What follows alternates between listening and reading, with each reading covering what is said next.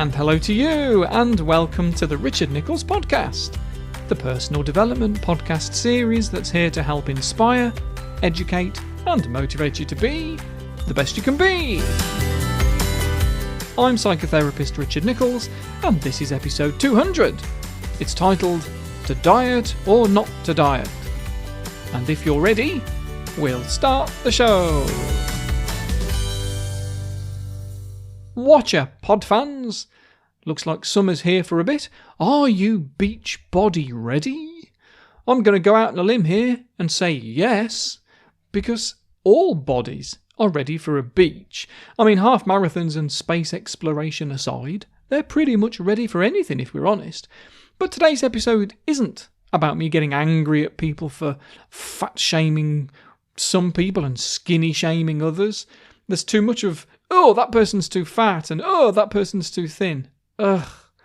I get that unhealthy extremes aren't good. It's true that being underweight is very, very dangerous, and so is being overweight. But whatever the secret is to becoming a healthy weight, it isn't done through shaming each other. But as a hypnotherapist as well as a psychotherapist, I do get more clients than most therapists would normally get asking for the quick fix for weight loss or asking what's the best sort of diet.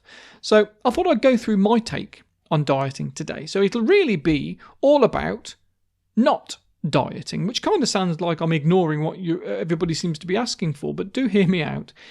If your goal is to become healthier, slimmer, thinner, not overweight, whatever, permanently, it is very rare for diets to help you to do that. Very rare indeed. A diet implies you're doing something temporarily, just until you're the shape or weight that you want to be, and then you're going to be relieved that you can start eating those bad things again, and all the weight that you lost gets put back on. I've met plenty of people over the years who describe themselves as yo-yo dieters. Some started dieting when they were like 12 years old, and they're still on a diet 30 years or more later. Because research has shown that 95% of chronic dieters will regain any weight lost within 2 years. 95%. And a study from about 10 years ago at UCLA found that one of the biggest predictors of weight gain was having recently been on a diet. So let's put diets to one side and look at developing a healthier relationship with food instead. First off, let's learn how to eat anything we want. Because it's food. It's not a crime. So nothing should be off limits. There's a big difference between eating whatever you want and eating as much as you want. It's only food. So we need to get away from the idea of good versus bad foods or unhealthy versus unhealthy. Eating pizza isn't unhealthy. Eating pizza every day is, yes, but that's not the pizza's fault, so don't judge the pizza. The same goes for everything. People often talk about cutting out sugar, cutting out carbs, and it seems it's not sustainable. If you are always choosing a healthier version of something when you'd actually prefer something else, it's got real potential to backfire on you and make you feel denied, making you resent losing weight. I've met a few bodybuilders in my time, and they have to do that before competitions. They accept that it's hard to live on just chicken and rice for 3 weeks and still work like a Trojan in the gym, and they'll burn fat like anything and they'll gain muscle, and then they'll dehydrate themselves before the event and muscles and veins will just pop out and they'll be very proud. But they know that it's only temporary. It's literally just for show. That's the point. It's for show. Then they go back to their normal diet and they go back to their normal shape and size again because they want to. That was the plan all along. Because you can't live there. You can't function well when you're feeling denied, when you're missing out. And me saying all of this might freak a lot of you out. If someone's been on a diet for even a couple of years, let alone 30 or 40, it's going to feel really scary to have total free rein, to not be told what to eat and what to do. And if that's the case, we need to put some strategies in place to help you to feel safe about changing your attitude to meals. to plan in advance, to sit down before you go food shopping and decide what you're going to have throughout the week. I use 7 little chalkboards to write down what we're having throughout the week. Well, my wife writes it. My handwriting's dreadful. If I wrote it, we'd end up with sliced hippopotamus in suitcase sauce. So if you know what you're having, and you can see that the whole week is a nice middle ground between too restricted of the things that you like and too much of the things that cause weight gain, then you'll be okay. You can see it right there. And you don't need the calories to be written next to a recipe to know what's going to help you and what's going to hinder you.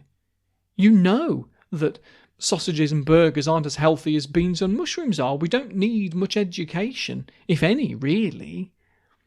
But if we can have a normal size portion of food, not a diet size portion, just a normal meal, and there are lots of different things in it, lots of colours maybe. You can often tell if your meal is nutritious because it's not all beige. If your dinner has got some vegetables in it, then you're onto a winner already, even if it is just a red bell pepper and an onion. If you're eating that, then you're not eating chips. Well, you might be eating chips as well, but your meal is balanced. It's not all chips or all broccoli. It's just normal. And like I say, it might be a bit of a challenge to get your head around what's normal. But if you're hungry, then you need to eat. And if you're not hungry, then you don't.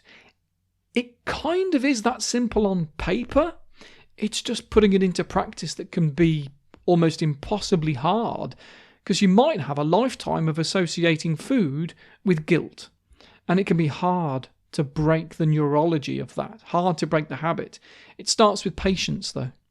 If your relationship with food is unhealthy, then you're in this for the long haul. This new attitude is supposed to be forever, so if all you want to do is go from a size 16 to a 14 or a 36 waist to a 34 or whatever, there's nothing wrong in taking your time. Does it really matter if it takes 12 months? In a year's time, you'll be glad you did it, and you might even look back and think, I don't know how I did that. It just sort of happened by itself. That's okay. Let it.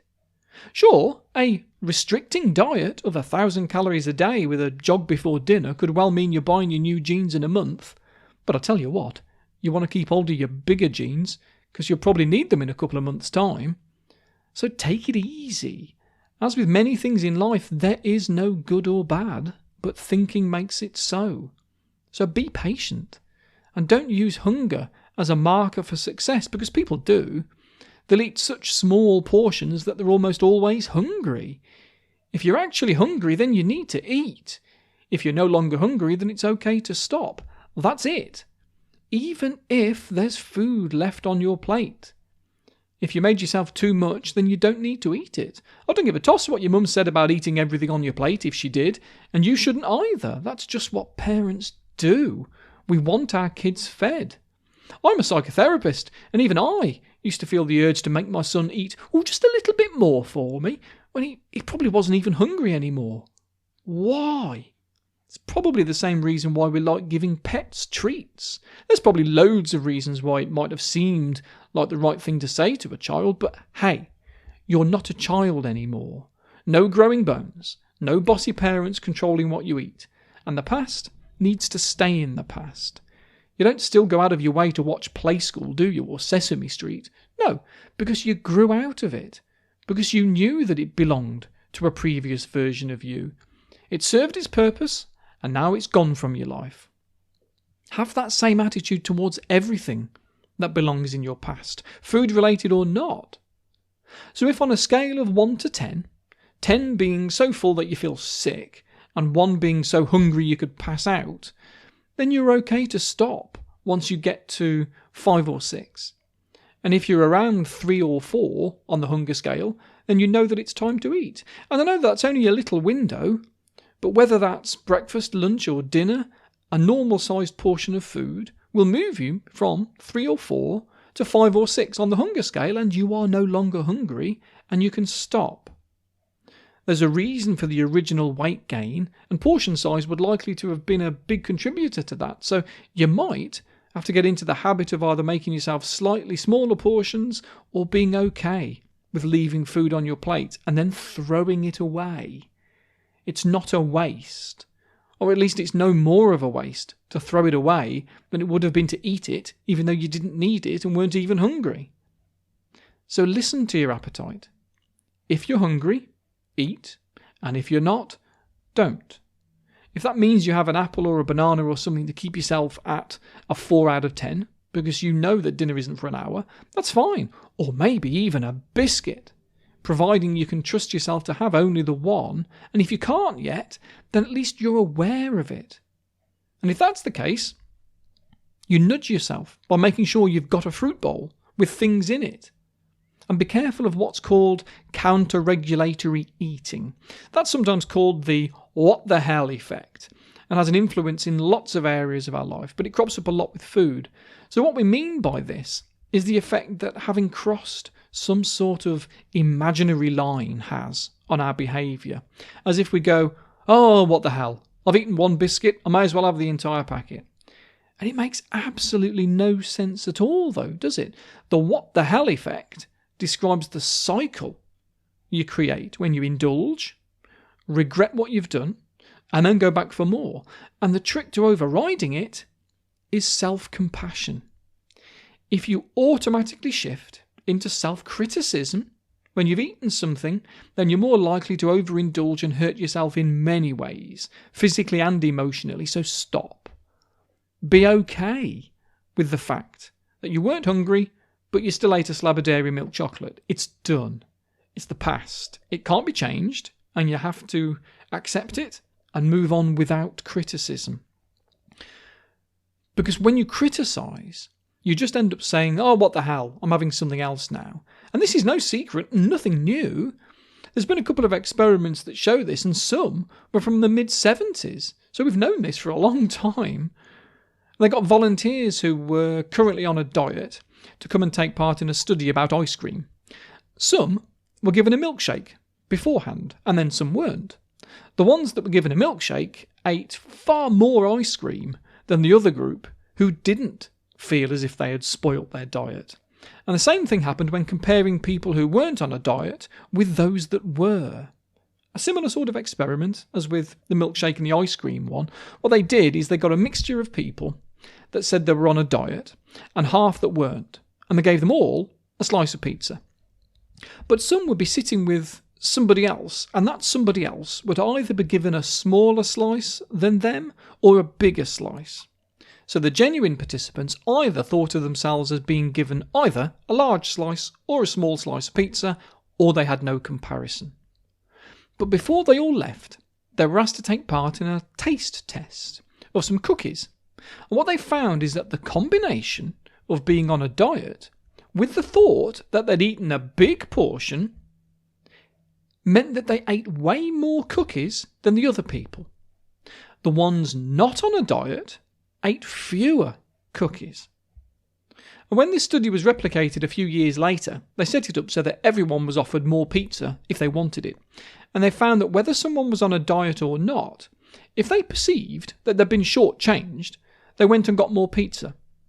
But if they perceived that they'd had plenty, then they didn't, even if in those two groups everybody's pizza slice was the same except the ones that were sitting next to them. So thinking that your food is restricting in some way is going to encourage you to eat more, not less, continually showing us that diets do not work. In one study, researchers got a group of women together and gave each one a donut and were told that they had 4 minutes to eat it and that they must finish it. It's a hard life for some people, isn't it? What they did then, though, is make them all drink a big glass of water to make them feel full. Now, after eating the donut, some of the women were given a message of self-compassion, encouraging them to not be so hard on themselves for indulging. The other group didn't receive any message. And then the experiment really started, because in the second part of the study, they were all presented with bowls of sweets, and they were invited to eat as little or as much as they wanted. What they found is that the women who had received the self-forgiveness message ate on average 28 grams of sweets, and the women who didn't get the message, 70 grams of sweets, more than double, just by being given a little message that said, Don't be hard on yourself. It was only a donut. They were able to more than halve the amount of sweets they had, or more than double the willpower, maybe. No matter what, being hard on yourself is going to ruin your weight loss process if you're on one. Now, I'm not going to sit here and say that listening to a 15-minute podcast episode about why dieting is rubbish is going to undo a lifetime of emotional eating and solve everybody's problems, because it really, really isn't. But for those that keep asking me about the best weight loss diets for good mental health, I hope I've made myself clear. You do what works for you, but you do it in such a way that it means you give yourself permission to eat any food you like, you eat a variety of things, and generally you only eat when you're hungry, and you don't beat yourself up if you do. Generally, that's it.